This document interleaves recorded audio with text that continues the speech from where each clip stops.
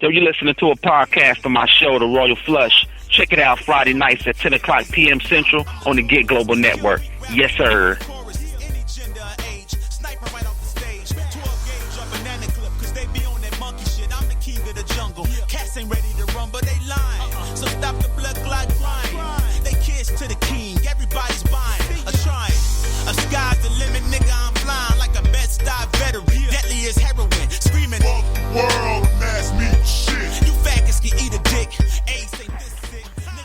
Yo, what's up? You're listening to James Fourth, and you're tuning in to the first annual edition of 2016, the Royal Flush, where we pump nothing but the real shit, nothing but the realness, hip-hop non-stop. I am the grand host, the numero uno, king, sovereign monarch, all that in one, and I am being assisted by my homie, A. Belfield. He will be in the house, and we'll be breaking down white privilege in the hip-hop genre today. Thank you very much, everybody listening. I know it's been a little while since I've been back at you, but we're back. We revamped for the 2016, and we're ready to conversate a little bit about some of the things that's going on in the industry. Also, I'll be updating y'all with a lot of things going on with myself, the artist James IV, actor, entrepreneur. I won't give them too much, you know. I won't give y'all too much.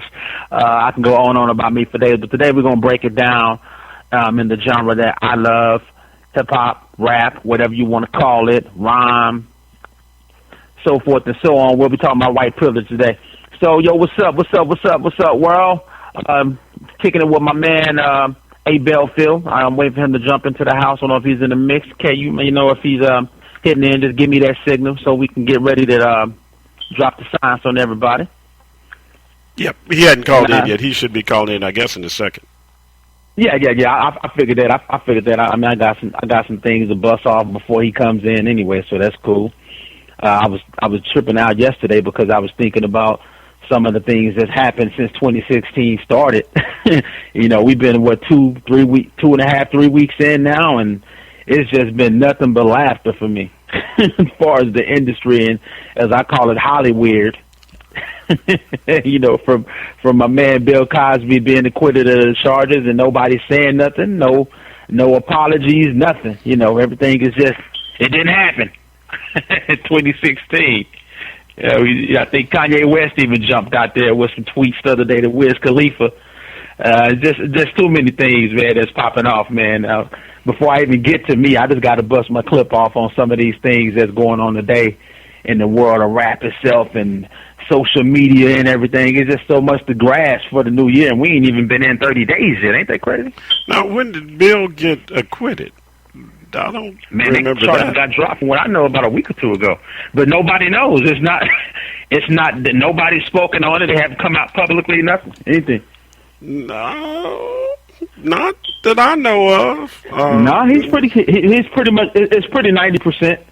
It's pretty 90%. It's a wrap. Oh, you're talking about the defamation lawsuit? Yeah. Not enough evidence to incriminate him is what I'm saying.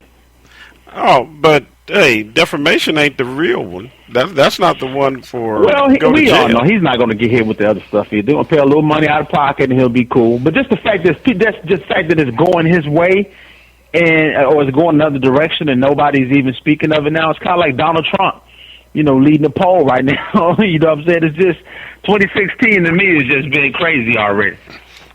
It ain't crazy enough. Bill needs to go to jail. I mean, I'm seeing that. Okay.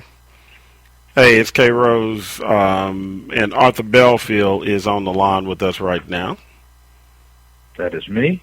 Arthur B. and James IV was on the line, but I think he was disconnected. He should be calling right back in. You know, when you called in, I think you just knocked him off the line. I don't know. Oh, man. You know, I don't know if it was you or just the technical difficulties, but we'll go with the technical difficulties part right now. But he should be calling back in here in a second. And he was talking about Bill before, and it may have been the men. That's what it was. It's those people that think that Bill needs to go to jail. Man, knocked us off the air. I don't know. Oh, wow. He was just saying Bill was acquitted, and I had to say I don't remember that happening. But I don't know what's going on. He said, "Did you hear that Bill Cosby was acquitted?" There's so many stories on the internet. I saw a link to it once, but that wasn't from like a major news outlet. So I don't know if it was just a rumor or what. Yeah, I think it was rumored. I don't think he was acquitted of anything. I think the defamation lawsuit may have been dropped, but I don't think he was actually acquitted. So No. Now when you got 30 cases against you, they're going to throw some out. Yeah. And Jay, are you back there? I'm back in the conversation. Yeah, okay. You got clicked. It was a tech knockout difficulty. We was tripping. I said Donald Trump, and everything just whoop. No, I thought it was the Bill Cosby thing. I thought they was coming to get me. I said both names. I thought Trump was the name that got me clipped. No, I think it was the Bill Cosby thing. But Arthur is on with us now. Yo, what's up, the grand antagonist? I don't know what. No matter how your day going, it's still going better than Bill's. That's all I can say. And see, Jay, you trying to say that Bill gonna get out of this and he gonna wiggle worm his way out? I would give him that if his color was a different color, but I can't see it. See, if y'all look at it like, let's talk about Bill Cosby, things that happened 30, 40, maybe 50 years ago. Charlie Sheen just came out, said he exposed all these women to HIV and probably a few men too, and nobody's talking about it. I don't know if it's... No, they talked about it for a day. Not enough. Big deal. They definitely didn't talk about it. Right after that, I think he didn't have AIDS no more, so he was good. They tested him, he was good. They don't need to talk about it. Charlie is clean now. A person like Charlie Sheen, you expect him to have AIDS. You expect him to be a hoe. But, Bill Cosby, that's America's dad. So it's kind of double standard. Hold on real quick. Let me intervene. Cliff Huxtable is America's dad, not Bill Cosby. Hey, KD, we had that problem before. You said Bill is just a man. But Cliff Huxtable is America's dad. Yeah, you called him. You called him before I had something to say about it. So I'm gonna just leave it because again, it's not Bill. Bill is just like you and I. He get excited too much. He can get hard too. Hey. Hey, at his age, it might take a few pills, but he can still get hard. Hey, I don't know. You got to ask Camille about that. But see, I don't think he care about that. I've been arguing, but we can argue back. That's kind of the white privilege thing we was hitting on. Even though we're not talking about rap music and hip hop or rock right now, but it's that same thing. This is their country. Well, I refuse to believe that. I'm going to let you say it, but I refuse to give it to him. Let me put it that way. It was some blood, sweat, and tears. I didn't say legally, No, I'm with you on that. But, blood, sweat, and tears, my ancestors, yours, Arthur's, came here and built this monster. We built this company. I'm thinking money now. This country, which it is about money. And I'll be dang if I let them send me, quote, back to wherever my ancestors were from. I was born here, and I need to have some of the spoils of this country. So, exactly. For all y'all that's listening to think that this is not not your country, it's not the same country it was in 1950.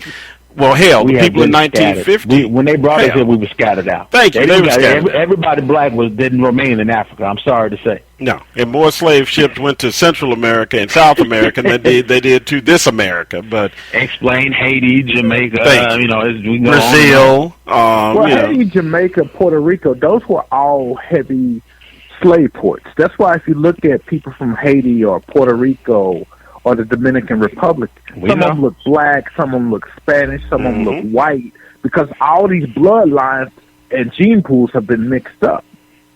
Exactly. At the same time, we don't talk about the black explorers. We had explorers, too. They had people that went out on conquest as well that were not slaves.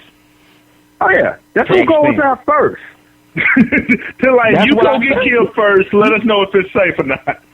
Yeah, I'm seeing even for their own tribes, you get caught, you get yanked up in the wrong place, you become a slave. But a lot of blacks were not born, a lot of Africans were not born slaves. A lot of slavery was inside Africa itself, in the continent. It had nothing to do with white people. That is correct.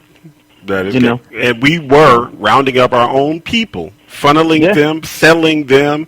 Commodity. So we were not, basically, not part of what the system was. They still over there. Their ancestors. A couple people got traded for some gunpowder and some seasonings. There you go.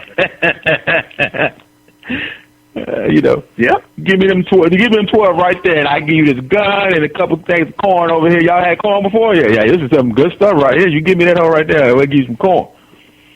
That is where we are. And again, for all those people out there, you have a subject today that I believe author is the one that came up with today's subject. Am I right about that? Yeah, he suggested it, as far as the media thing. Yeah. It's the topic of conversation, I must say. Will Smith just came out. He finally responded to the whole Oscar thing. And don't you say that bad about the Fresh Prince of Bel-Air. You see how silly it sounds about saying that Bill Cosby is America's dad. Don't you say that about the Fresh Prince of Bel-Air is my favorite show. Don't you say that about the Fresh Prince? It's okay. We know you do the Carlton dance. So what he said was, it seems like, and I want to ask y'all too this question, ask America this question. He said, it seems like it's a systematic movement to move America backwards as far as any progress we've had racially, socially, civil rights, all of this stuff. It seems like it's a systematic game almost to just like, you know what, we had progress. Black guys were dating white girls, gay people were getting married, women were getting better paying jobs. Let's forget about all that. Let's go back to when we were all fighting and nobody had rights but rich white men. It seems like it's a movement, and I agree with him, by certain powers that be to keep us fighting amongst ourselves, to take away our civil liberties, whether it's the Patriot Act or, little simple laws that they put in place that, you don't even notice until it's too late. What do y'all think about that? Jay, I mean, it's Donald Trump. It's been many before him, but I totally agree. That's been the whole mode of America since the beginning. It's not just happening now in modern days. I think that everybody gets their taste of it, generation to generation. That's why some of the things you look at and people talk about all this black on black crime and all this. I'm like, nah. It's just time for this generation to get a taste of it. I mean, my generation's got a taste. Your generation got a taste. The generation before that got a taste. This is today's taste with social media in the mix. Imagine if you had Wi-Fi back in 1969 or 68. Somebody would have probably had photos of King getting shot. It's crazy. Well, if Hitler had Twitter, oh man, and Instagram, think about that. Yeah. Hashtag Hitler.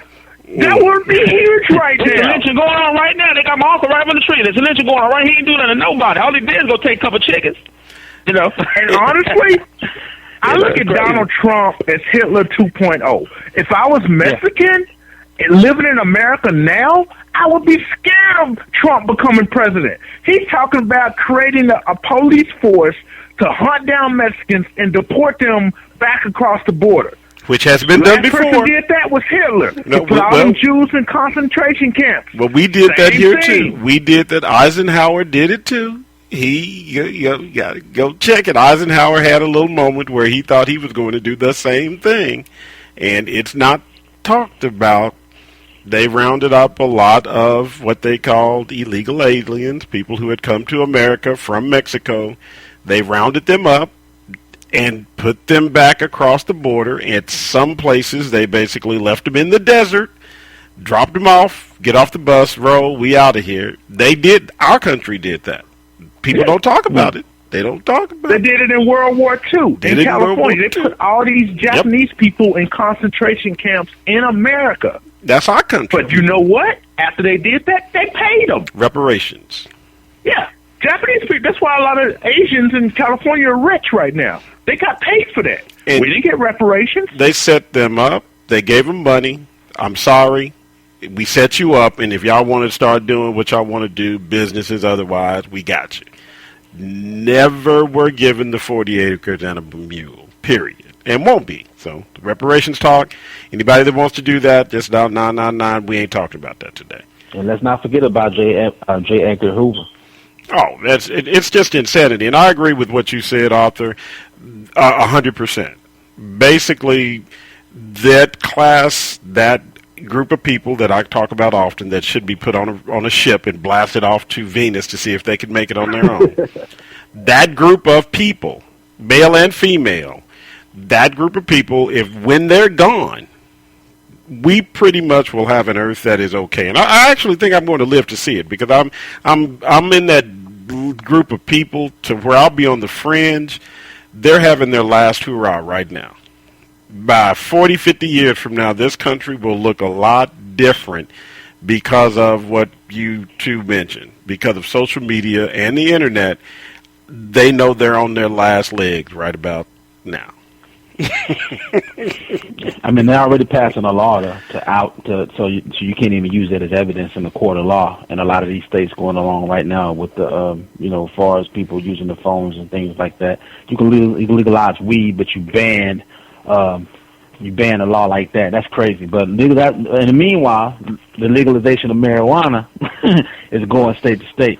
Yeah, that's what I'm saying. It's a numbers game now. They're dying off and committing suicide, because they are the highest ranked area of suicide on Earth. That people we're talking about.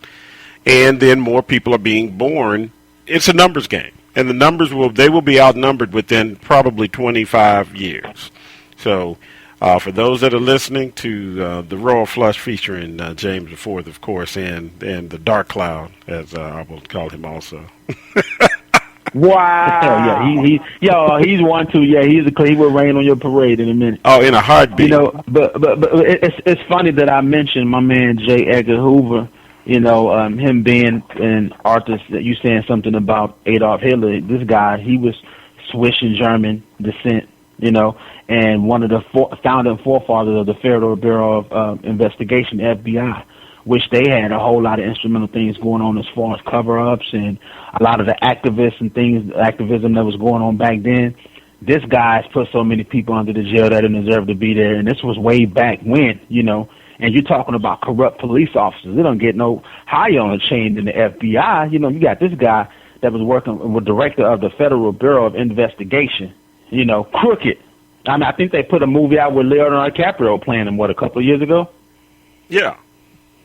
I mean, it's been going on, but like somebody said a long time ago, man, all they do is take off the hoods and put on badges now. That's what it is. But I don't want to cry about it. Thinking about this is a musical outlet, a music outlet that is, I'm on this platform that I'm using this for to voice my opinion. Being new to this talk radio game, it goes hand in hand, because a lot of the music that's being made is blind to it. I'm not trying to say that everything has to come out on the Public Enemy to fight the power or whatnot, but you had the NWA movie that's up for best screenplay. They didn't even recognize it as a movie, and I'm thinking like how much music was performed in that movie to make it a screenplay. It was like a little bit of nothing. The cast of that movie didn't even get invited to the Oscars. So why was it considered a screenplay? That's what got me. I'm like, wow, really? They didn't recognize it as a full film. But I thought, and that maybe I'm incorrect. Arthur, you can correct me if I'm going down the wrong way. Oh, no, I will. But I thought what I tell you there, yeah. But when we don't every movie on this show. Yeah, no, because we all will correct each other, as my mother says, correct people. I thought every movie was a screenplay. Am I wrong? No, you're right. In a sense, but it's just the recognition that they give certain films because of the content that's in it, where they will stick it in. What I'm trying to say is that I'm not trying to say that it's not a screenplay in itself, but it was also a film. It wasn't even entered into the film pool. They didn't even recognize it as a film. That's what I'm saying. Not that it didn't win, it was entered, but they didn't recognize it at all. Well, I'm agreeing with that. They didn't recognize it in any of the categories that you would have thought it should have been in. Now, with the gross that it grossed, that movie was not supposed to make that much money. Well, from a quote film, you have to be a film to be nominated for an Oscar. So they gave them a morsel. They gave him a crumb by nominating them for best screenplay, and that meant they wouldn't have to deal with them being on stage either. It's like somebody called my album a mixtape to me.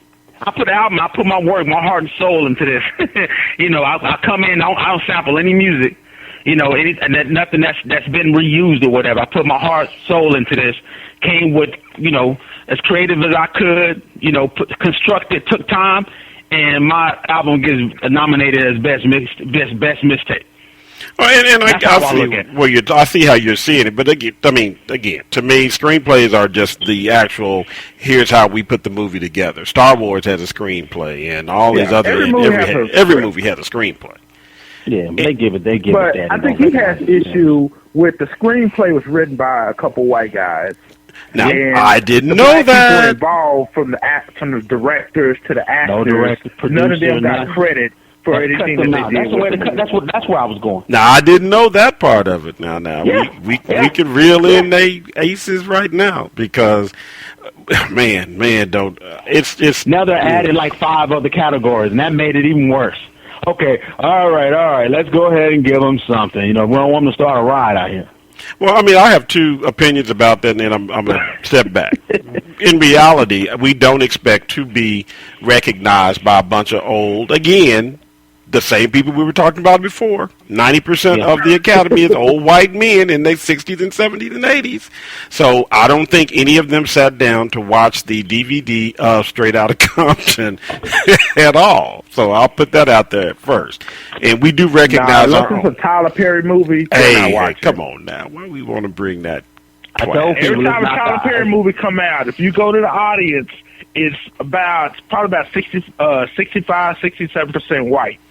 And then some old black ladies that go to church. Tyler Perry ain't gonna never get no Oscar nomination that I know of anytime coming soon. Now Spike Lee just got an award for I forgot what the award. That was Lifetime Achievement. Honorary award. Lifetime so Achievement. You gotta look at it. You gotta put the time in too, And I look at the NWA thing, the NWA movie, kind of like with the Malcolm X film in the sense of this generation, in a sense, because that film was critically acclaimed. Spike Lee, for one, he's already been on the blackball list before that. He's pissed off so many people in Hollywood. I'm surprised they even gave him this award.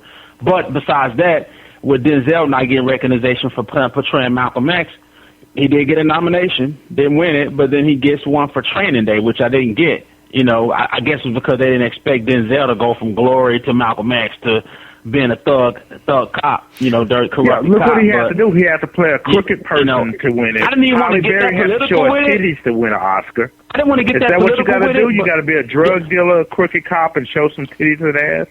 Listen, but it's he's real, way more convincing as Malcolm X than Alonzo in Training Day, if you ask me. But it's real. What you said, Arthur, is real. That's the problem. They should have given it to him for the good work he did, not for him portraying what they consider us to be. Hurricane, John Q. All those things he could have made, could have been nominated for. But they gave him the award for what they feel comfortable with us being. Yeah. It's like, what's the name? Taraji, the girl from Empire. Yeah. She won a Golden Globe for playing a hoe, pretty much. Well, she was locked up for 17 years, and she called him out doing her little speech on this. Like, wow, this is what y'all give me an award for.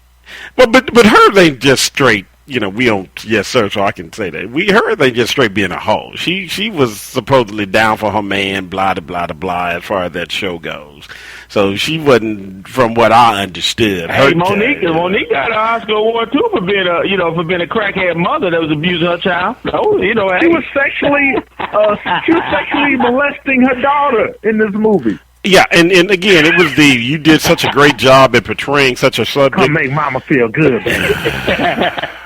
And again, I'm with you, Arthur, on what they give us awards for. They don't always mammy us, which that was the first one. I think they gave us gave us the Mammy Award. They gave her the award, but that's what it was. It was the Mammy Award. Mom, I ain't gonna lie to you. Oh hell yeah! But that was the Mammy Award. That's who they were. Go back to what you said, Arthur. They were comfortable with her portraying a mammy. So let's give that Mammy Award because she being like, I have her come to the house and clean up for me. I'm comfortable with that one right there. Well, in all fairness, can I ask you?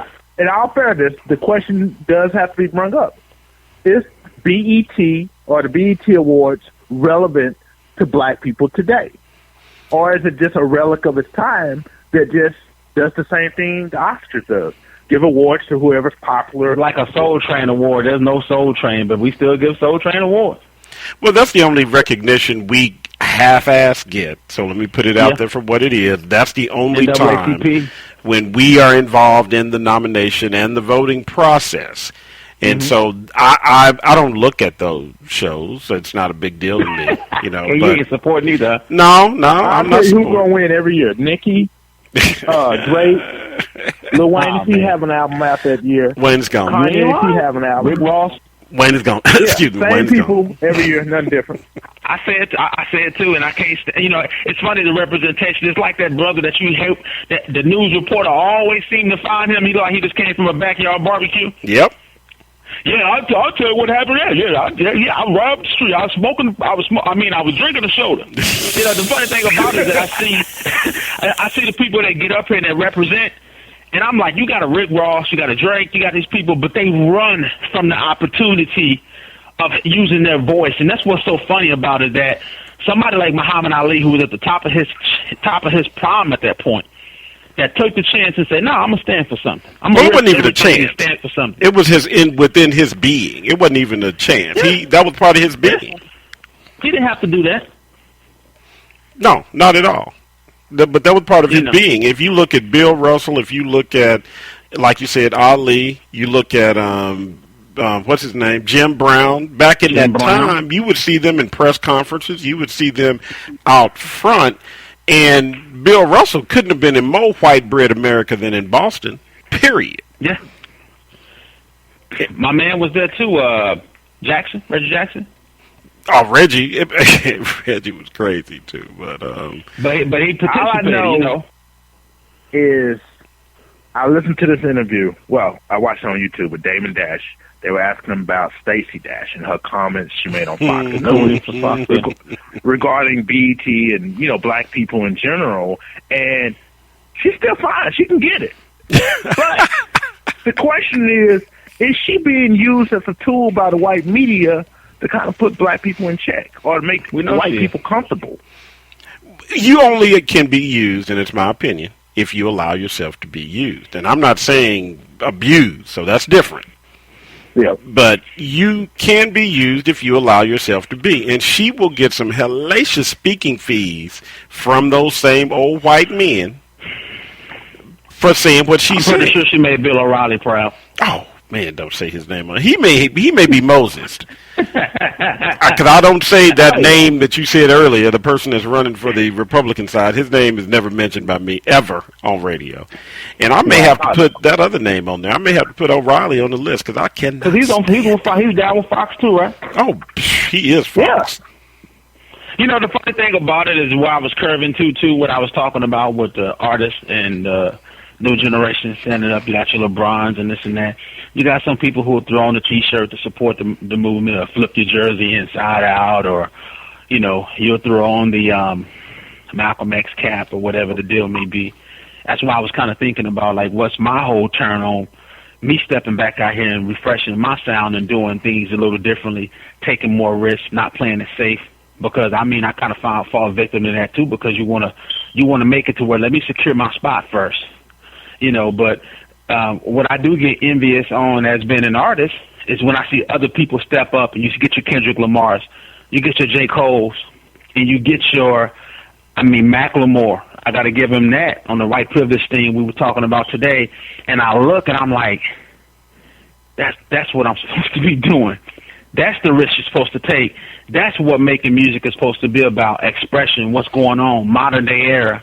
You know, and hip-hop comes, I was in the car the other day, man. I had my kids in the car with me playing The Message by Grandmaster Flash and the Furious Five, and I'm listening. That song came out in 1978, you know, and I'm thinking, like, wow, that was hip-hop. That was a song that you could have put that song out last week, and it still would mean something today, you know? I just miss music like that, and I don't think that music has to teach 100% of the time, because the genre that we discuss, which is my other argument, is called hip-hop. It's called, it's talking about movement, so it's supposed to make you move, but you can also talk about the movement and the music at the same time. You know, if that makes sense. Kind of like an entendre. You know, okay, we can talk about the movement, but you know, we can also make you move at the same time. So the genre itself is a self-expression of moving, getting up, move, saying something. You know, we got to bring it back. It's a lot of the music that's talking about making you move, but we're not talking about the movement, if that makes sense. No, it does. I mean, it does. Yeah, it makes sense, but wearing a T-shirt saying you got a movement ain't a movement. That's what I'm talking Donating bottles of water to Flint, Michigan, it's a movement. That's why, you know, when these rappers get on stage, oh, yeah, we got this, you know, movement, and they just wear some T-shirts. Okay, what are y'all doing for the community? Yeah. But that's the thing. Like what are y'all doing? Nothing. That's not, I mean, you can still make it cool. Like, I can still appreciate the artist and say, hey, I'm not jumping all the way into the politics of it because I don't want to come off like that with my sound, but I should still be able to see your face. You know, it's still some people who may not be boisterous, but you look up and you can see their face. You can see them sprinkled in. You can see them on these talk shows versus a Bill O'Reilly or a Stacey Dash or things like that. That's one thing I will say. As much as people talk bad about Damon Dash, I think Dame Dash has a lot of points. Maybe his delivery may be off sometimes to some people or be a little offensive, but he's always been the type of guy when I look at like, man, this guy, Jay-Z wouldn't be in the position he was in if it wasn't for Dame Dash screaming on people. Yeah. He's a businessman. Yeah, and I look for what he stands for. He's just cut and dry. He just has that, like you say, Kay, that New York attitude. You know, they're not going to sugarcoat nothing. Well, and within that, you have, because I have evolved into that person. I joke with Arthur all the time about his straightforwardness and his dark cloud attitude toward things. But it's real, and it's things that I have evolved to being, and that's why I can joke with him, because I'll have that same attitude, and he has it earlier than I did. You know, Arthur's only, 22, 23? I don't know how you are. No, I'm 40. I know how you are, damn it. I got him. I didn't even say you look young. I'm just trying to get you. He jumped out there. He jumped out there.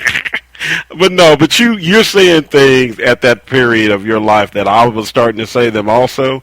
It's that thing where I like, what's his name on Sirius Radio? Howard Stern. Sway? Howard Stern. Howard Stern.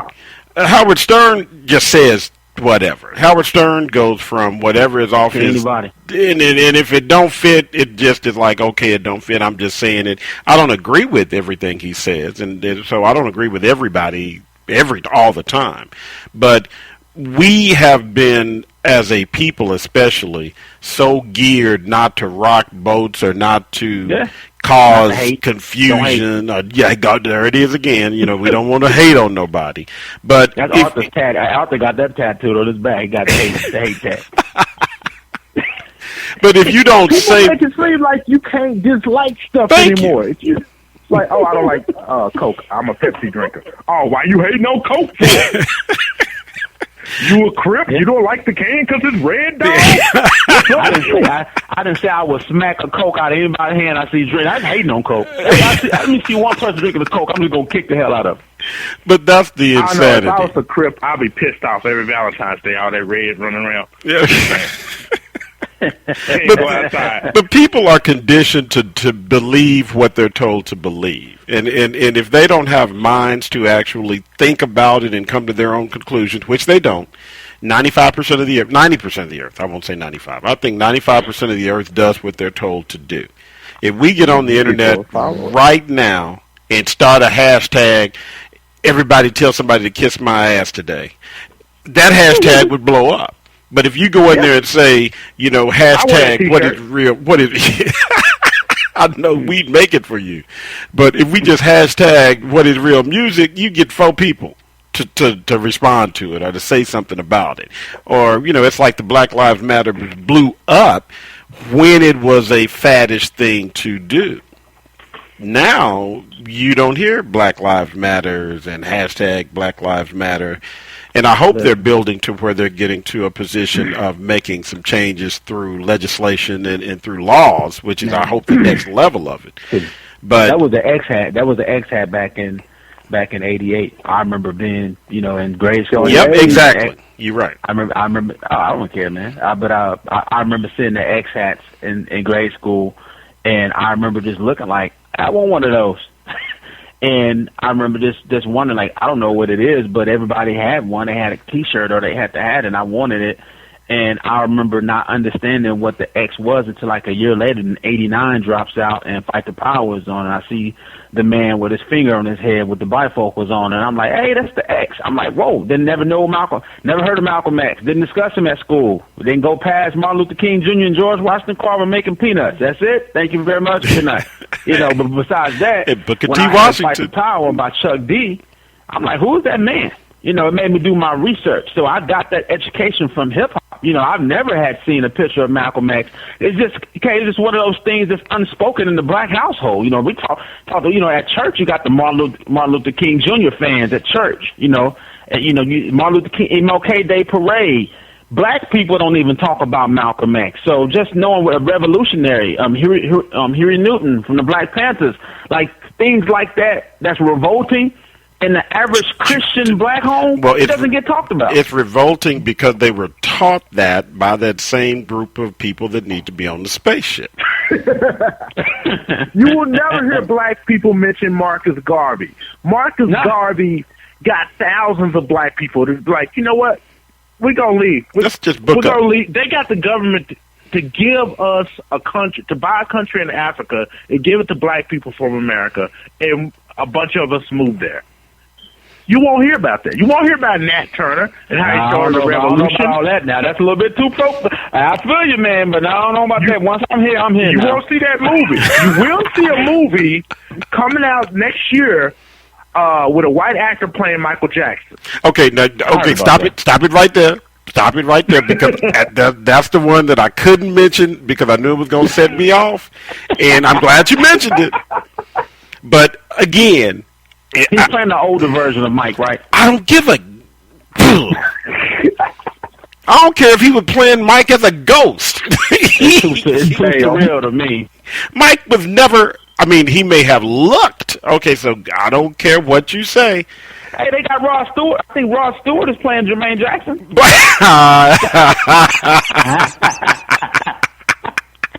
All they got to do is put some blackface on. You tell me he can't pass. Hey, that has ran me hot for 2 days.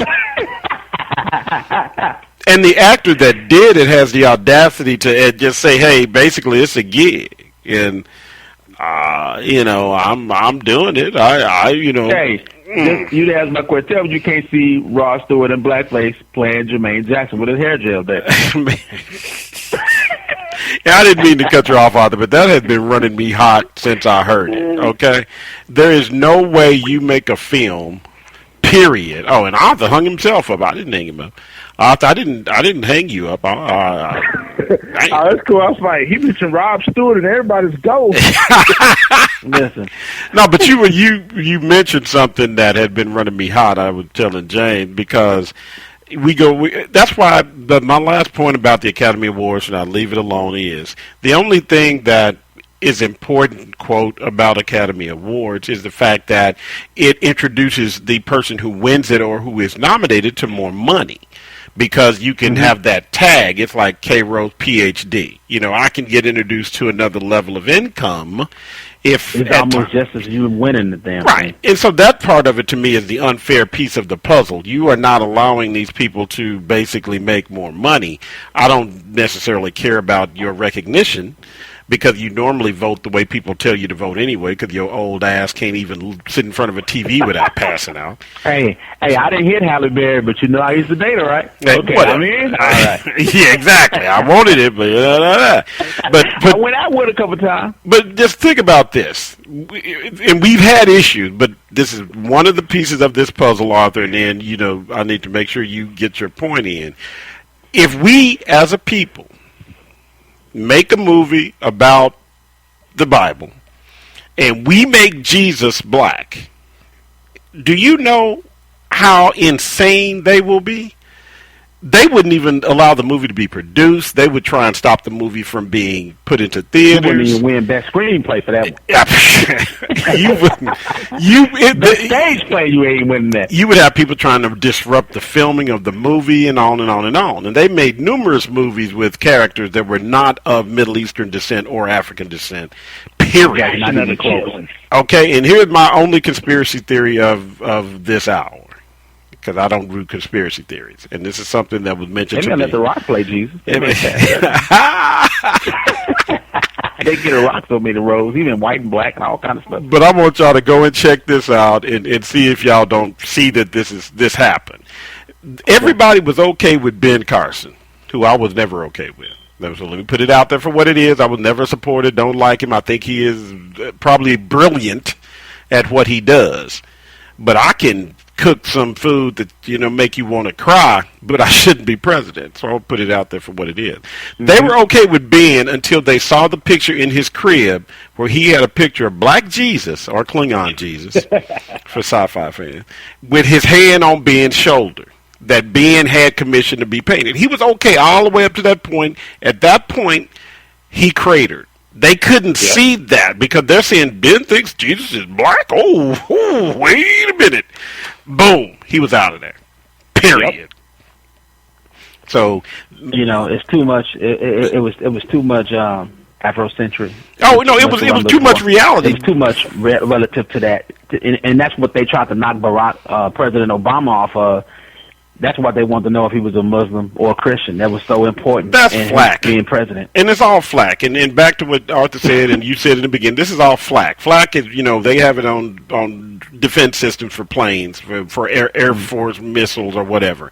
And you shoot all these things out to protect the plane so that the missiles heat-seeking will go over there. That's all this is flack. They put flack out there to distract us from basically getting together and just working together as people. They throw flack out there so we can get distracted and we don't see that the rich people are staying rich and the poor people stay poor.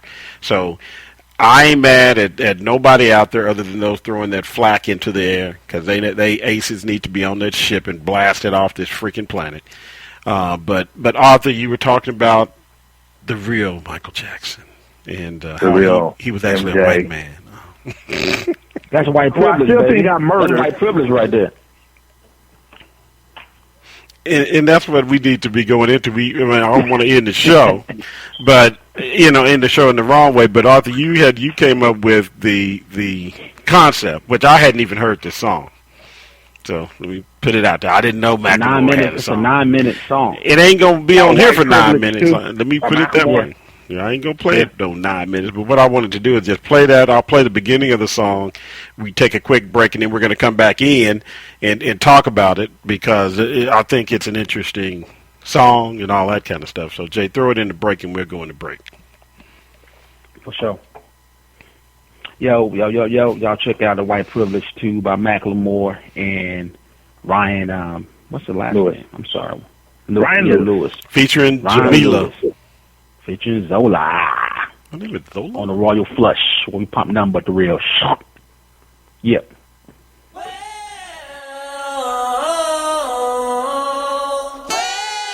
And you're listening to a podcast of the Royal Flush featuring myself, James IV. And you can listen to the replay of this show every Friday at 10 o'clock p.m. Central Time on Yes-Sir-FM. Yes, sir. The best thing white people can do is talk to each other. Having those very difficult, very painful conversations. Yo, you're listening to the Royal Flush, and we coming back from break with my man Arthur Belfield and program director K. Rose, and we back talking about this white privilege in hip-hop. You just listened to Macklemore's White Privilege 2. Where he states some of the facts in the world today as we go through as a white hip-hop artist. Just want to shed some light, gentlemen, on some opinions after listening to that 9-minute, I don't know what to call it. I'm not talking in a bad way, but I mean, like, is it a song, 9 minutes? I don't know what to call that. That's like a mini, it's almost like a maxi single. It's long enough to be like 3 songs. He was up there one night watching Roots. Start feeling bad about being white and just started writing. He actually said that the last case, I forgot which one it was, It was something that happened in Oregon, where he's from, and he said he drove by the scenery when it happened. He actually was there when people were riding, and some of the riding in the streets, and he said he contemplated stopping, but he didn't feel like he had a place to join that movement or to even get involved in that. He was afraid that the media would use his celebrity against him and make it more about a Macklemore at the rally moment than, talking about the car. So he said he didn't go, but when he went to the studio, it killed him, because he was like, yo, I'm supposed to be a part of this. How am I making a profit and making my life off doing this music that's catered towards, more of a black audience? He said, and I feel like I'm not giving anything back. I'm just eating off of the culture. And I think that's what Dame Dash wrote a book called Culture Vulture that he put out, talking about that in the industry today, and just how, you think about culture vultures. Culture vultures ain't just white artists or just white CEOs. It's just anybody who has no respect, that has no good intent for any culture, because we see that in a lot of things that people, you could say Christmas if you ask me. I throw Christmas in there, man. The whole culture reason behind Christmas has nothing to do with the meaning. You got people right now, they add up how many Christmas gifts they can get or how many gifts they're going to receive. And if they can't get or receive that many gifts, then it's a bad Christmas. It has nothing to do with the moment. And the first word in Christmas is Christ, but it has nothing relevant. But actually, old Saint Nick got something to do about it. You're kind of wrong on that. Christmas had nothing to do with Jesus. Christmas was originally a pagan holiday. They just adapted it to their own. Same with Jesus. You know how much sex was going on with Jesus? Easter? Easter is pretty much a celebration of sex. Well, at the same time, what I'm saying is that when we're taught in a household meaning where it starts, not the origination, but I'm saying the reason why people are to be kind, to be giving, it's just something that what I was explaining, not the origin story. Thanks for that little insight on that. But I was trying to give more of the meaning of culture, how you can rob and take from a culture and make it mean something totally different. That's the metaphor I was just trying to use with it. And that's what I see a lot going on in the world today with a lot of things, not just in music or in hip-hop. But since this is a hip-hop platform, I just wanted to kind of capitalize off where the song was going with Macklemore. How come you don't get a lot of black artists that's in their prime or height of their careers that step out there? It's a lot of underground artists like Dead Prez and Public Enemy, Mos Def, Talib Kweli. It's happened before, but it's not really happened with your Rick Rosses, your Jay-Z's, your Kanye West. The early primitive Kanye West maybe would have hint on it a little bit, but Kanye ain't even the same Kanye no more. He's just more of a ranter now. Well, but don't you think... I'm playing devil's advocate on this. So, going by that logic, if we're going to talk about culture voters, Macklemore grew up with hip-hop. A lot of white kids in America grow up listening to hip-hop and embrace it. But it doesn't mean that they have to, if something bad happens in the black community, that they have to be voices of that movement or have to participate or speak out, make statements about what's going on. The same way a black artist doesn't have to necessarily something happen in Ferguson that they're required to make a statement or do something about it. That's putting too much responsibility on people. And we're just talking about musicians. How have you not been a vulture to the culture? Wait, we're just talking about musicians at the end of the day. At the end of the day, these are just musicians. They're not politicians. They're not activists. These are just musicians. Mm-hmm. And see, I see exactly what you're saying, and I agree with it. And one thing I wanted to kind of sprinkle in there is, James, you mentioned, some artists that have been out there that may not have blended in or said something about movements or done things on the movements, things like that. But they're a reflection of their fans. And the majority of their fans are not in the streets protesting and saying you need to do this and do that. The majority of their fans are not doing that.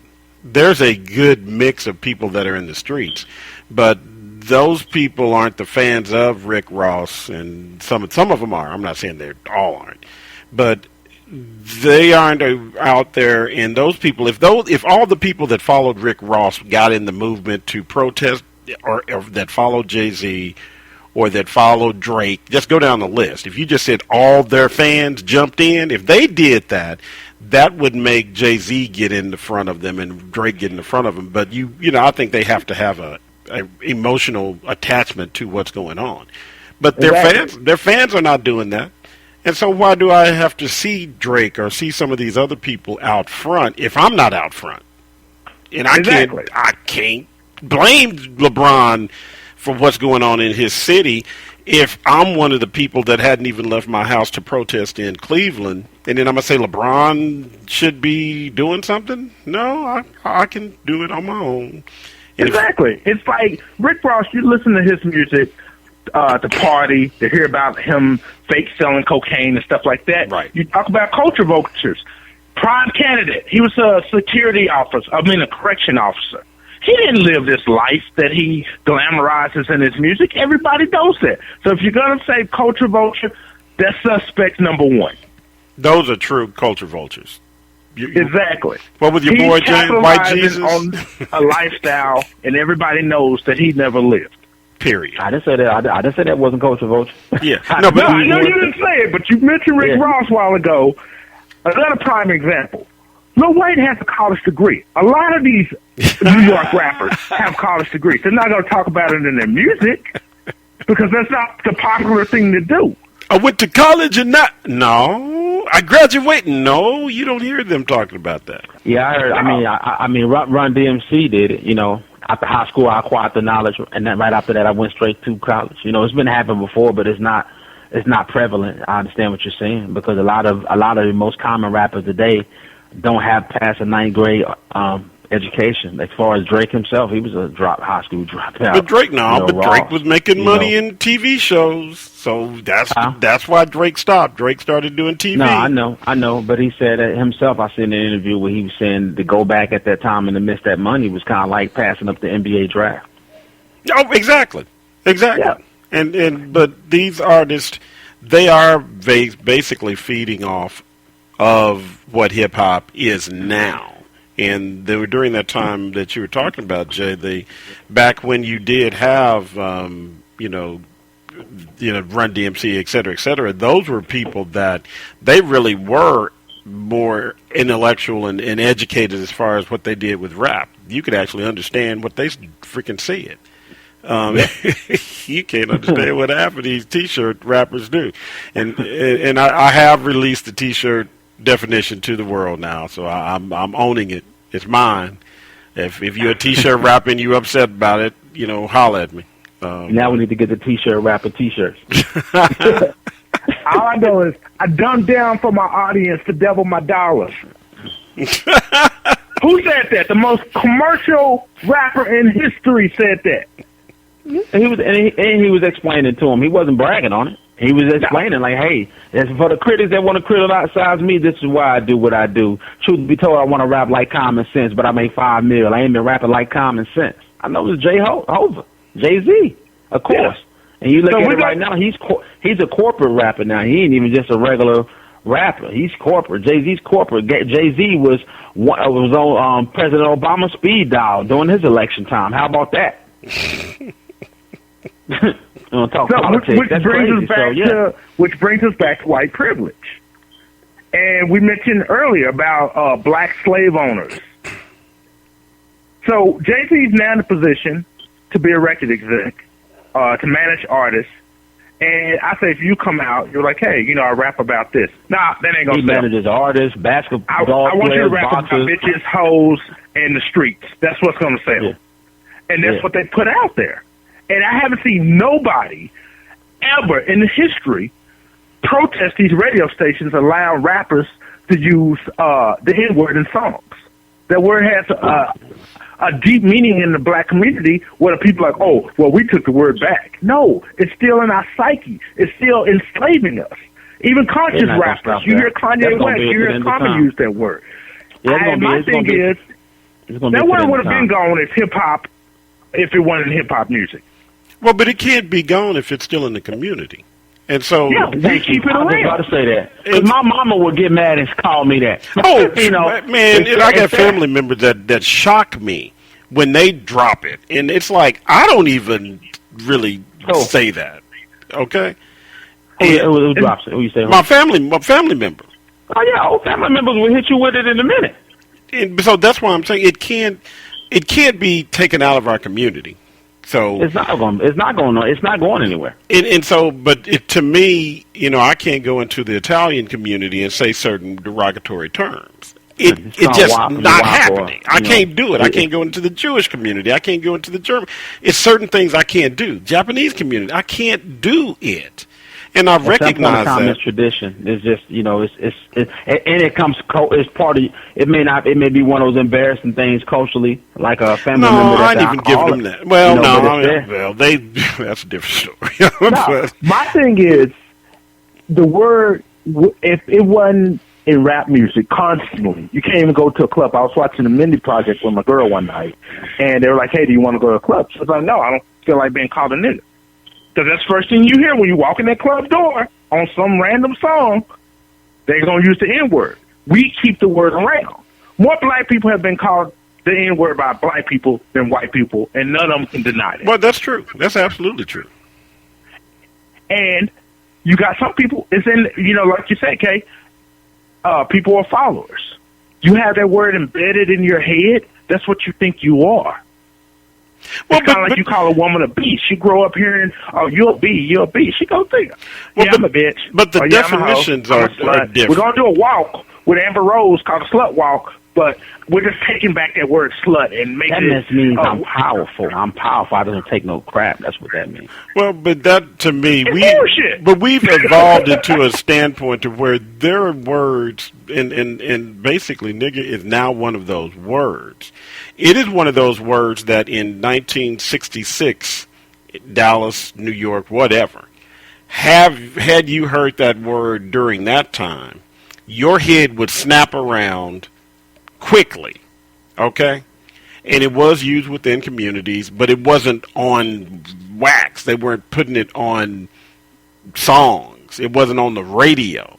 But then let's move forward into the 70s, and you look at Sanford and Son. And you look at Richard Pryor, and you look at some of those shows. They would drop it like it was freaking cake. You know how times have changed too? If I can intervene real quick, you couldn't even say you wouldn't even hear the word "gay" on TV or on shows now. And now you hear people say, "Oh, he's gay." You couldn't even say. You didn't even hear "gay" back in those times on TV. When you watch these shows, and they would say a person is that way, they'd be like, he's, make a hand gesture, right? Or they give a head nod. They wouldn't say the word gay. Now you can say gay is like the N word too. Now you can say gay all day, every day. But it's what I'm talking about. It comes to the evolution of people. Period. There are some things that we've just evolved and that are part of our lives now, and they don't evoke the same responses. And so that to me means I may not agree with it. Now, don't get me wrong. I don't say B and H and all that stuff. But B, man, people say that to each other now. And it's like they're just having fun. It's like, oh, man, you just acting like a... It's just the evolution of times. And once you get just adjusted, I don't feel that you should be either. So don't get me wrong. But people get accustomed to doing things. And so our people have been accustomed to saying that word. My nigga this, my nigga that. So it's been there. But then some people feel that, because you guys are saying it, I can say it. That's not the line that should be crossed. And culture doesn't always have to, it can cross color barriers too. And the culture doesn't always have to do with ethnicity, because it has a lot to do with just where you're at and where you're born and the household you come out of. Because when you look at a lot of things, bringing it back to hip-hop, the southern way of the way we use things is different from the north or the West Coast. I had a friend, Arthur, a lot of East Coast cats are into the 5% nation or into the 5% of thing, deaf, dumb, and blind. It's a lot of, it's just different things to try to build. So you hear people call you son, like sound like my son, or God, seeing the black man as God, put us in a righteous position to see ourselves, in the image of God or whatnot. But then you come down south and it's like, hey, what's up, fool? Just that culture, that different. That's the transition of how you can be God here and come down here and be, what's up, fool? Or Arthur, you know what I'm talking about? Yeah, and you look at the education system versus the north versus south. Yeah. We're behind. Yep. Yeah. So that's a transition of culture within black people just being in different regions. That's crazy because that has nothing to do with black and white. That's us. That's different places. You know, I had a friend that one of my friends was from New York, and he was having a problem with fool being just lingo here. He's like, yo, I got into it. Some dude called me a fool. I said, what you mean? He's like, yo, what's up, fool? And I'm like, yo, what do you mean, fool?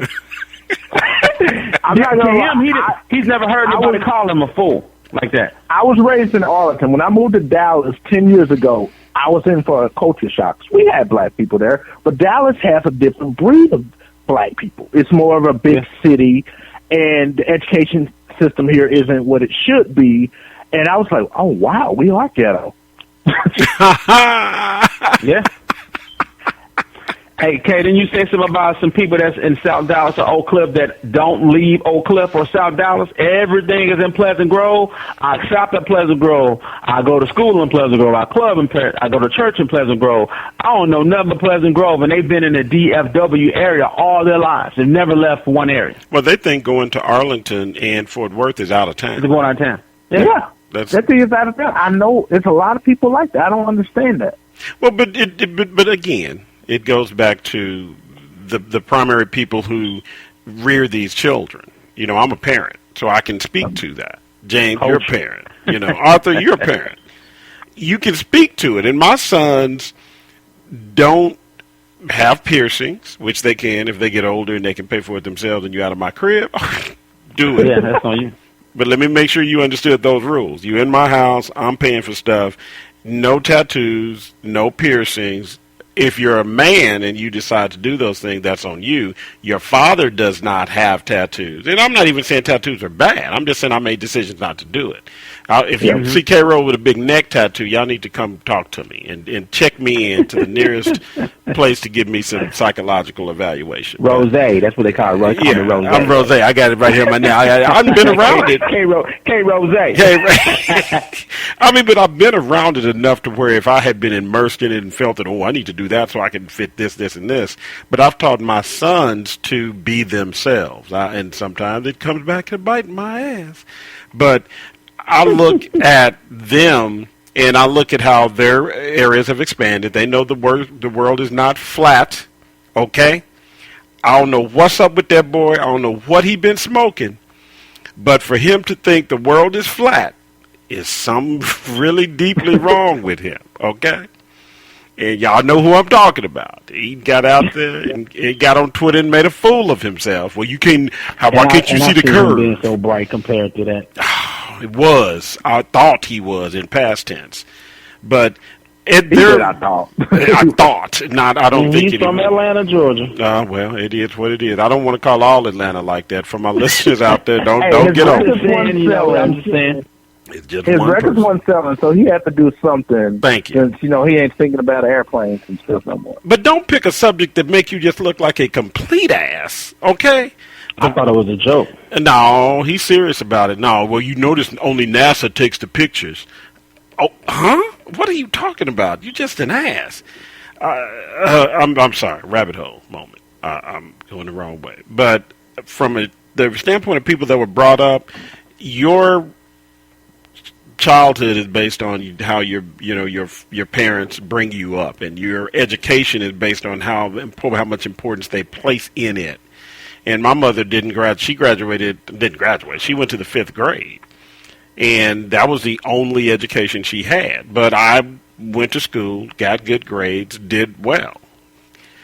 My wife graduated from college. I have 2 years college. Didn't graduate. Went to Moneyland. Started making money. And my sons have the option of, one of them's in college. I'm paying for it out of my ass. And the other one has the option to go or to be a businessman, just decide what he wants to do.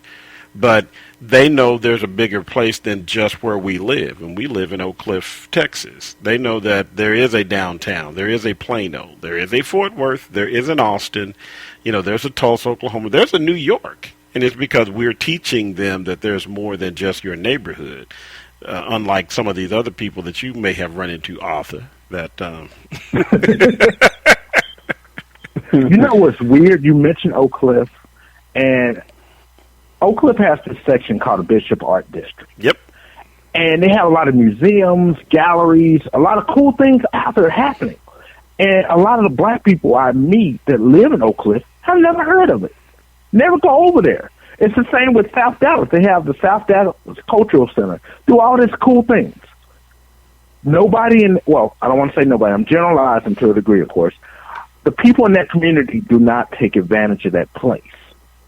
It's people outside of the community that go there and take advantage of this, opportunities and stuff like that. It's the weirdest thing.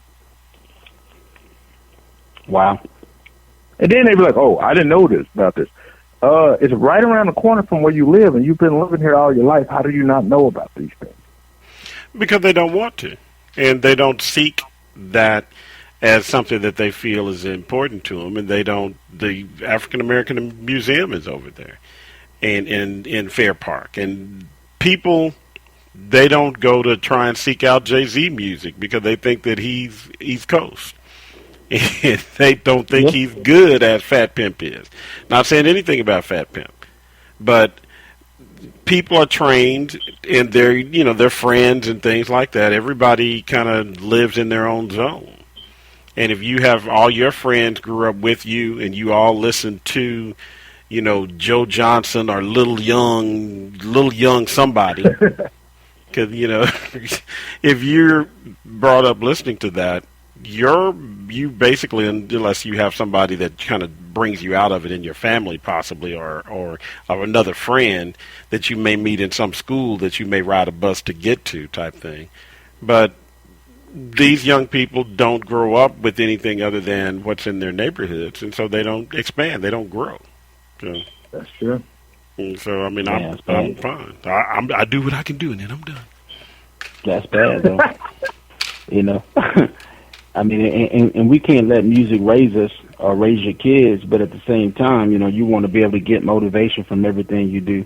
Every now and then, and that's what I always mean, like, everybody ain't meant to educate people through their music, like you said, Arthur, of course, but I'm saying drop a jewel from time to time, drop something in there. I actually went and purchased one of Rick Ross's albums maybe about a year ago, and when I think it was Mastermind, and when I bought it, I was surprised that he had some songs on there that were actually uplifting, but of course he didn't make them as singles, but he actually, and I stumbled across them. I'm like, hey, I look like, is this Ross?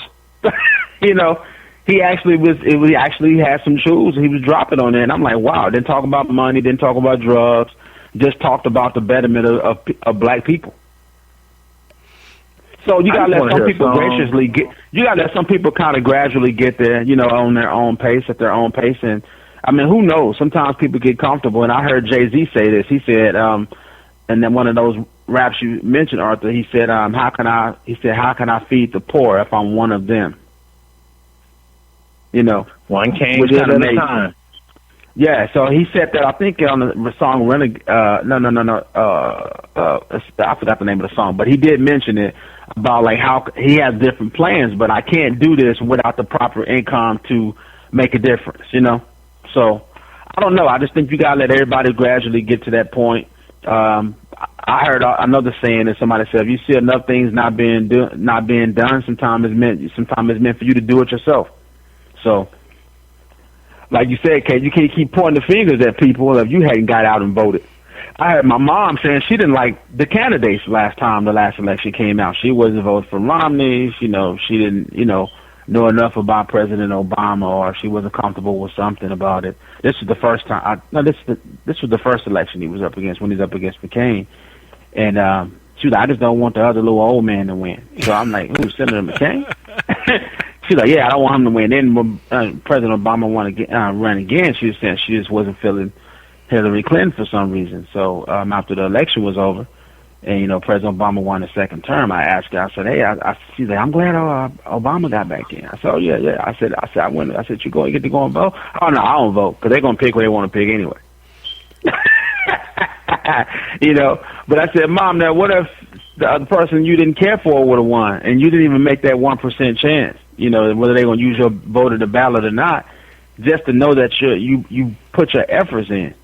And it just shocked me that I said, you have your card here? Oh, they sent my card in the mail. She just didn't think her vote was going to make a difference. And I'm just looking at that as just a generation gap. And I stand on some of those same morals as far as that, things are already struck. We did have the recount with George Bush against Gore years ago, so we know how it works. They've been doing that since the beginning of the voting system. But at the same time, I'm like, still, if I'm going to voice my opinion and I'm going to complain and I'm going to bitch about what's going on, at least I can say I put my 1% in. 1,000th or 1,000,000th of a percent, but it's real. You want to look at it, when I but start talking about, people ask me, did I vote? Yeah, I did. I know this person, I did go and at least I did go and vote. Yeah, cool. I'm gonna use my right at least, even if it's going to be ignored. I'm at least to get my butt up and wait in the line and go do it. It didn't take me but a few minutes to get down there and do it. I was back at home. No, but just think about it. If everybody you knew actually voted, think of how there would really be differences. Period. Yeah. If everybody you knew that was of age to vote voted, there would be a lot of difference. And the only thing that I have said to people as an objection to they're going to have whoever they want in there to be in there, there is no way they wanted Obama to be in there from the beginning. Period. Because it ran too many of them the wrong direction, and that's why they lost control at that point. And they know that they really may never get it back. That's the only their main problem with the person who will not be named. He is not going to pretty much allow them to do what they want to do, and so they can't control them. And they're all about control. And they know every year they're dying off. It's an X-Files thing. Oh, yeah. And all the sons and daughters that they send to these Ivy League schools, training them to be that next generation, they don't want to do it no more. They come back and listen I just want to just chill and live off your money and commit suicide. Yeah, there you go. Hey, and Daddy, if you run out of money and I ain't got any more, I don't know how to make any more, and I can't stand this press, boom, I'm dead. I'm offing myself. Yeah. That movie, what was it called? Skulls with Joshua Jackson came out a few years ago. It was about that. It was all about secret societies recruiting kids out of college or rich people continuing their legacy, their political legacy, whether behind the scenes or in the foreground, by having their kids assume the roles that George Bush and Jr., perfect examples. The Kennedys, perfect examples.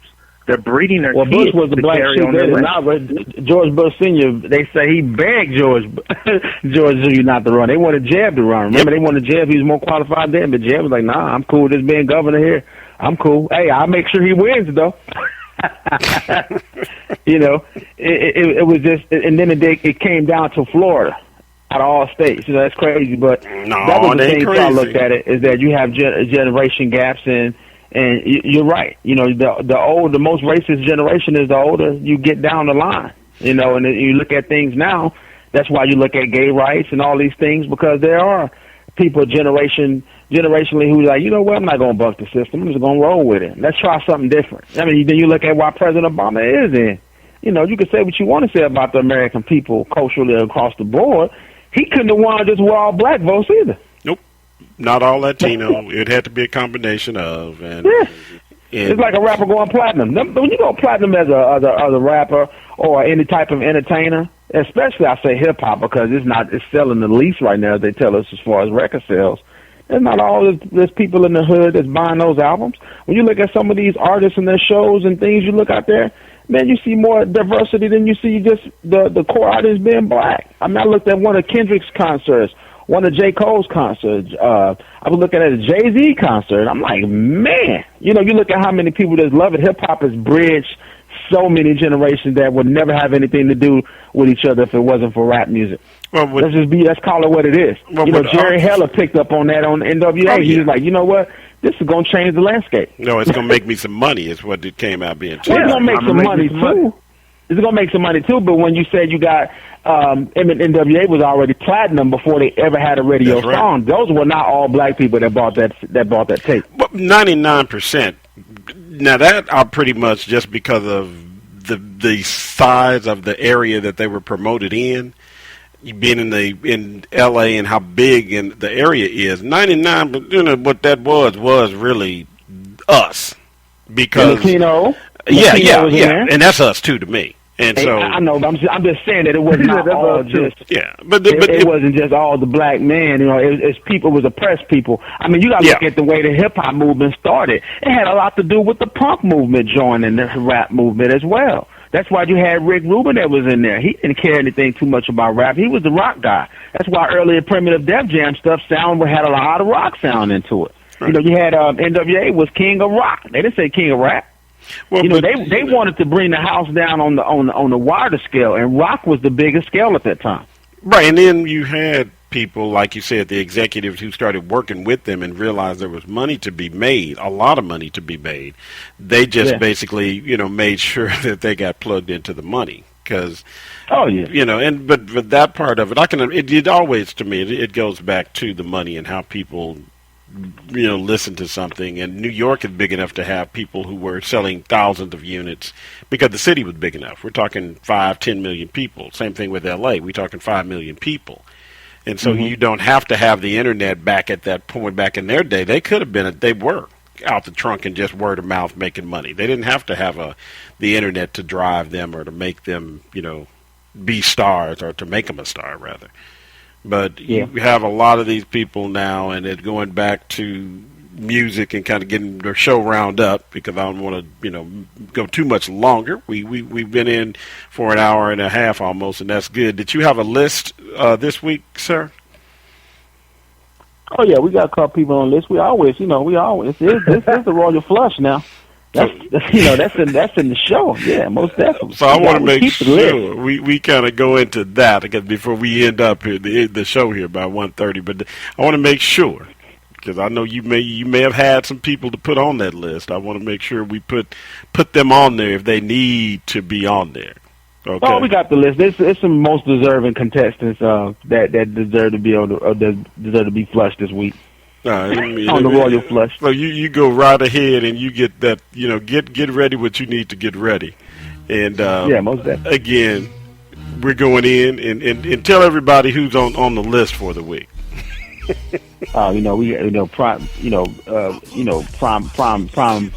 Prime contestant winner is Mr. West. You know, I love him. You know, creatively, Kanye West has to be one of the number one contestants on the list this week, on the shit list. You putting Kanye yes, on Mr. the West list? is on the list.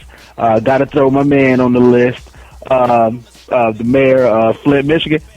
Yeah, he on the list. Wait. Well, let's go back first of all. You put Kanye on the list?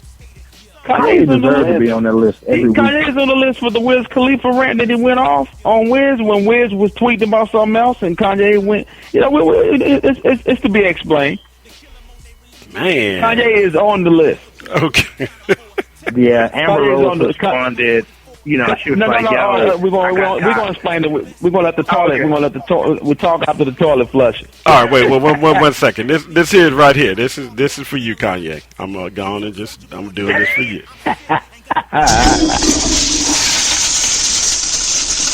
The guy put the trade on it. Hey, evidently you hadn't heard the whole story behind Mr. West yet, have you? No, I have not. Oh yeah.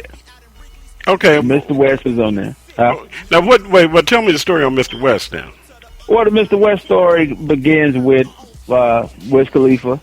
Well, Kanye West changed his album title from Swish.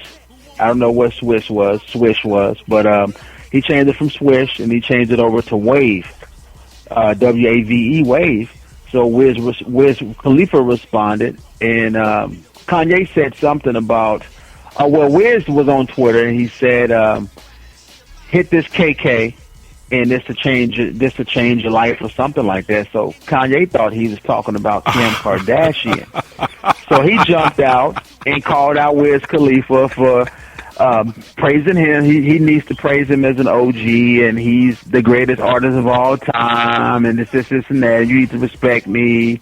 You know, I've been in the game for years, and if it wasn't for me, you wouldn't have a daughter, because I made Amber Rose who she is now, so you should thank me for your child.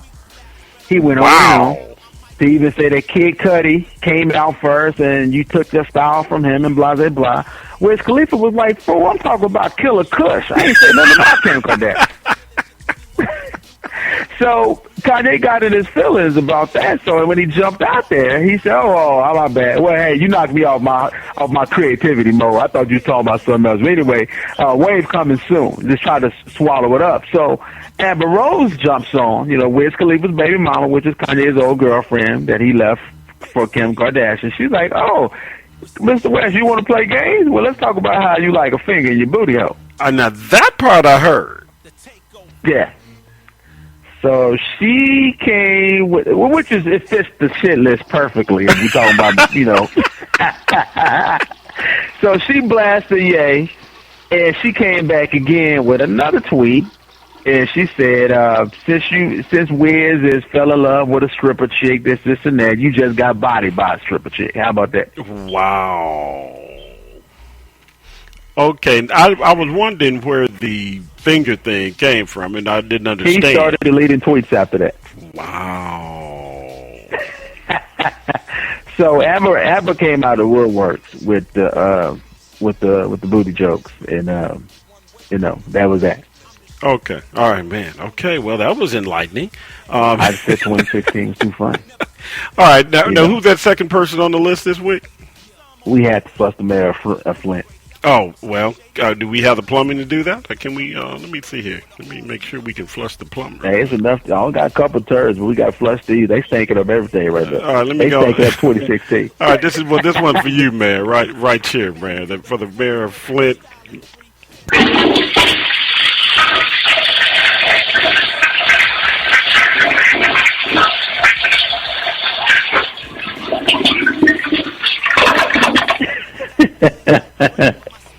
No, we had to give him that was the good long one right there. Ooh. Well, that's a long time in the making, because anytime you got multiple people that's getting sick because of your ignorance and incompetence and cheapness, come on now.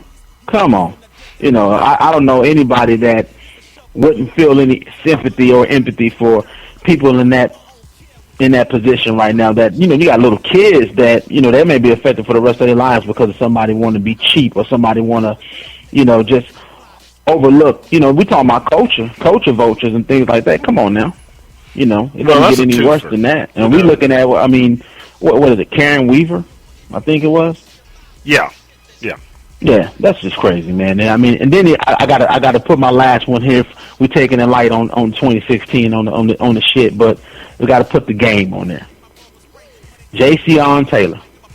You put the game on the list? Gotta put the game on. He actually donated $500,000. I got a surplus, militant plus some diligent, 21 gun salute, I'm the truth, you just belligerent, ignorant, lot of bliss, listen to this, come off a bar, why even spar with a guard with an iron fist, you can take it as a diss, if them gym shoes fit, lace it up and wear them kicks, I got your name on my list, buttons, I'm throwing bars your way, James Ford, big city, recession music, 2010.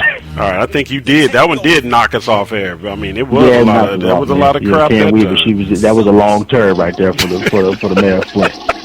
There was a lot of shit to get down the toilet.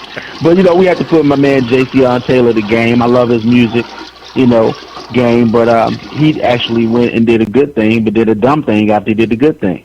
Okay, that's he donated $5,000 of his right own there. money to Flint, Michigan, which was very generous, right? Yeah. I can't knock him on that. But he also teamed up with the water company, Mavita Water. They donated an additional $500,000, which they actually came up to 1 million bottles of water sent to some of the victims in Flint, for the water incident and whatnot. Shortly after he donated it, he put a statement online. Flashing, flossing, whatever you want to call it, that this is my money transfer over for the $500,000 that I donated to the victims of Flint. On top of that, look at this $3 million balance down here, though, baby. Hey, look, your boy ain't struggling. My people. Okay, who does that? Well, it's that arrogance that is part of the genre. the genre, it really, there is no in between. It's either conscious or arrogant, and that Why was they called for? But that's just that arrogance. It's that, it's like 50 sitting on top of piles of money that may never have really been his. Well, this was the third, is the last and final straw, and the reason why we got to flush my man Game. He called out celebrities Jimmy Fallon and Madonna, and called their donations cute, challenging them to match his donation. Man, look here, bro. If you want to donate $500,000 out your own pocket, that's more than enough money than some people will ever see in their lifetime. That's great. Big man to do that. Cool. Use the tax write-off back too. Don't get me wrong. Now we all know that he gonna get some of that back. But at the same time, I don't want to overlook the great deed that he did. But then when he goes and does that, flashes his balance for people who are not even in a position. So you go against what you just did because it's people who are not able to rectify that financially and remove themselves from that situation. So you pay and you put them in you put them on your mind, put them in your heart, and then you go back and look, and now you're flashing $13 million on your statement for all the people who don't have it. To me, if you're going to donate something, K, I'm not going to say, K, I donated $50, but you can at least put 40. Can you match it? No, look, your donation is your donation. You gave what you gave because you wanted to. That's what you felt like you needed to do. But then you challenge Madonna, you challenge Jimmy Fallon, all these other celebrities or whatnot. Like we said again, these people don't have to involve themselves in what's going on. Some people never been to Flint in their lives. Don't have any connection to Flint. So anything you put towards that, I'm pretty sure those people are very appreciative of it. To call them out on that and to say what you did, this makes me question your motive for doing it. That's all I'm saying. So that's why I had to flush my man. On top of that, like I said, I love Game's music. No issue with Game. I still applaud him for what he did. But like you said, we got to stop the arrogance and the ignorance on top of that because it overshadows the deed that you put out there. All right, so we're going to give Game his flush. We got to flush the Game, man. Yeah, we gave you a short one that time, but yeah, most definitely. We'll keep it short on that. We don't want to spend any more political connects possibly, but we got to keep it real on the Royal Flush, man. And the shit list is a big part of this year because I'm pretty sure we're gonna need some new plumbing after the end of this year. No, we gonna need some major plumbing to be done because we making sure people know next week. Same time, same place. You listen to the show, whether live or you'll be listening to the podcast. If you're listening to the podcast now, check it out when you feel like it. The Dark Cloud had to drop off. He's not here, but hey, Bill Phil. Bill Phil is not here, but we are now coming to the close of another The Royal Flush featuring James.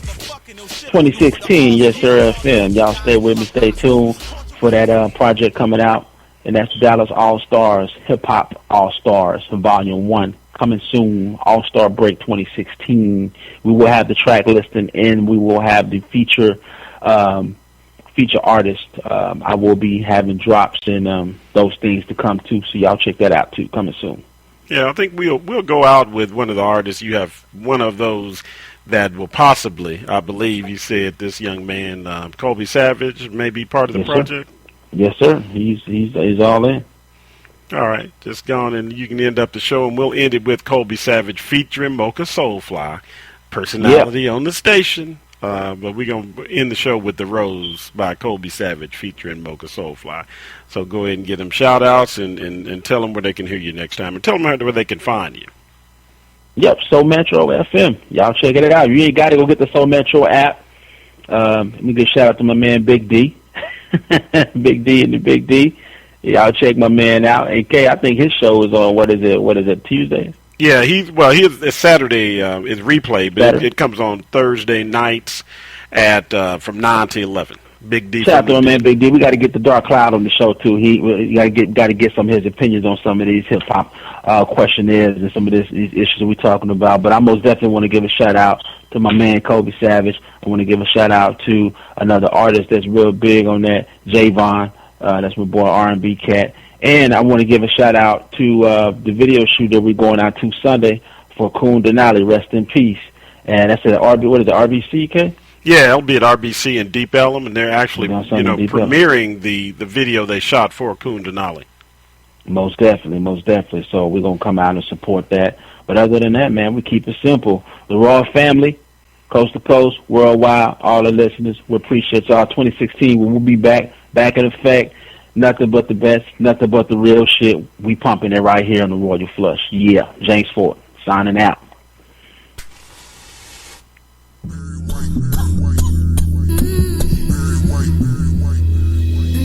Surrounded by madness and guns going off, poverty-stricken people harassed by the law. And I grew up amongst it all. Yeah, I grew up amongst it all. I am the rose that grew from calm. Reminiscing on my childhood days. No regrets about the way I was raised. My granny used to say I was saved. Them streets tricky, Kobe stay out that maze. It seems to the lose you, try and play how they play. I lost me doing what I disagree with. Selling dope, telling my folk to keep the weed lit. Young niggas who truly desire growth. It's harder without a father, so hustling is all we know.